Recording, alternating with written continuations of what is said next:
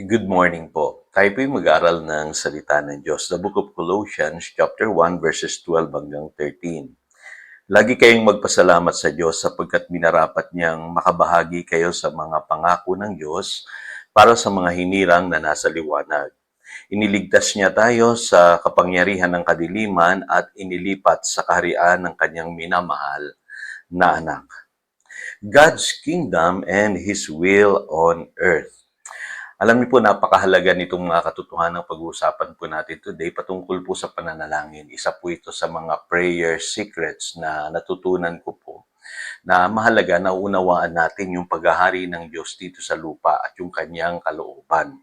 Ngayon, sa Matthew chapter 6, verse 10, dun po sa panalangin na itinuro sa atin ng ating Panginoong Hesus, ang sabi ng Panginoong Hesus, ganito kayo manalangin, "Your kingdom come, your will be done on earth as it is in heaven." So may nakapaloob pong mahalagang katotohanan doon. At dito po sa Colossians chapter 1 verse 12, sabi diyan, tayo'y minarapat o kinwalify ng Diyos na maging kabahagi ng paghahari niya.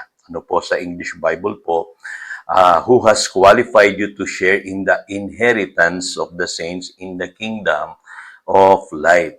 At makikita po ninyo sa verse 13, may binabanggit po dyan dalawang paghahari. Ano po? Yung tinatawag na dominion of darkness at yung pong paghahari ng Panginoong Hesukristo. So, dito po makikita natin na mayroong paglalaban ng dalawang kaharian. Ano po? Kaya pala yan ang itinuturo sa atin ng Panginoong Hesus. Ano po? Na kung mananalangin tayo, kailangan naunawaan natin yung kaharian ng Diyos at kailangan yung kaharian ng Diyos maganap dito sa lupa. Ano po? Kasi po, hindi natin nakikita, may isa pang paghahari sa mundong ito. Yung pong paghahari ni Satanas. Kaya nga sa 2 Corinthians chapter 4 verse 4, maging si Satanas ano po ay tinawag na God of this world. Ano po, small letter G po. Ibig sabihin, meron siyang power sa mundong ito na nakapaghahari siya sa mga taong hiwalay kay Kristo. Tayo naman na napabilang sa paghahari ng Diyos, na paghaharian na tayo ng ating Panginoong Hesukristo. So malinaw po, meron dalawang paghahari. At sa mundong ito, may tatlong will din po na nag-i-exist. Ano po? Yung God's will, unang-una, yung kalooban ng Diyos. Pangalawa, yung tinatawag na man's will, kalooban ng tao. Yung nakikita po natin nagaganap ngayon sa mundong ito. Yung kaguluhan, yung digmaan, yung nangyayari sa politika. Ano po, kadalasan po yan, man's will. Ano po ang umiiral? Ano po, hindi po yung kalooban ng Diyos. Ano po? At yung devil's will o yung kalooban ng Diablo na malinaw. Sa John chapter 10 verse 10 binabanggit po yan na ang magnanakaw na parito upang manira, mangwasak at pumatay. So, anong kinalaman nito, Pastor, sa pananalangin? Malaki po.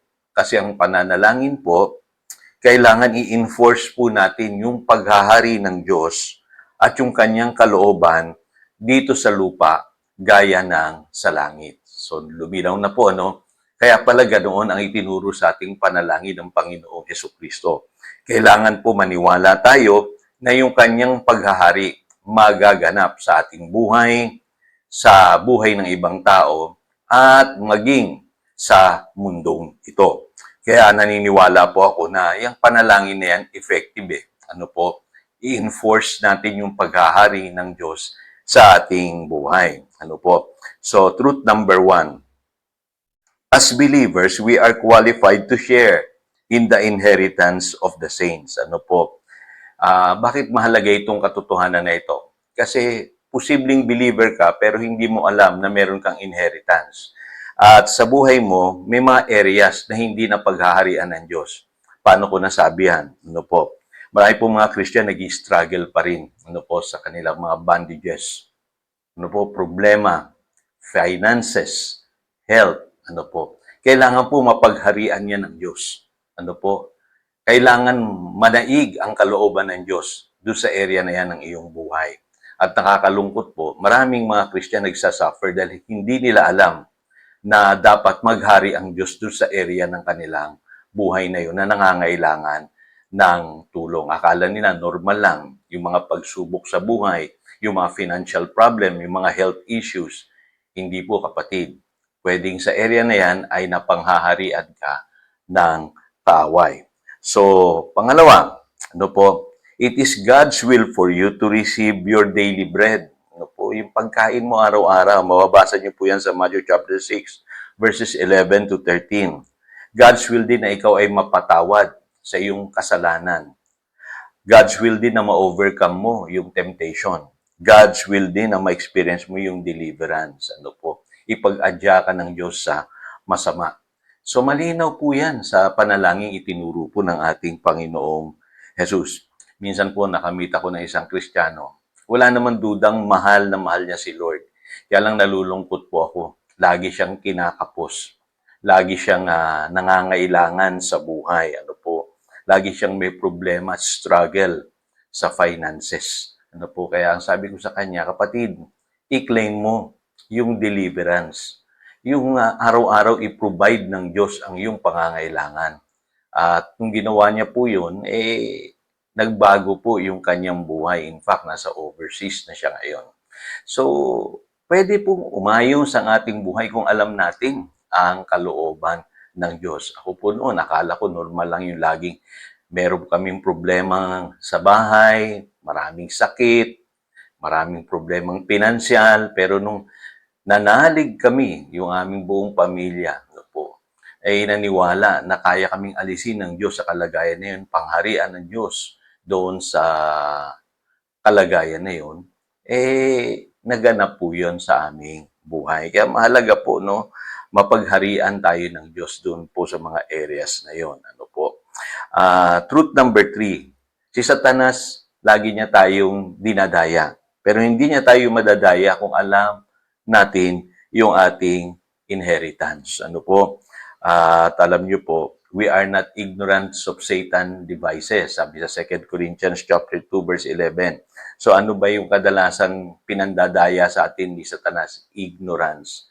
Dahil wala tayong alam sa katotohanan, lagi niyang sasabihin yung mga kasinungalingan na pwede tayong mga Kristiyano ay naapektuhan dahil hindi natin alam yung ating inheritance in God's Word. Sasabihin niya, hindi ka naman totoong nagbago hindi ka naman totoong naligtas hindi naman ipinoprovide ni Lord ang iyong pangangailangan.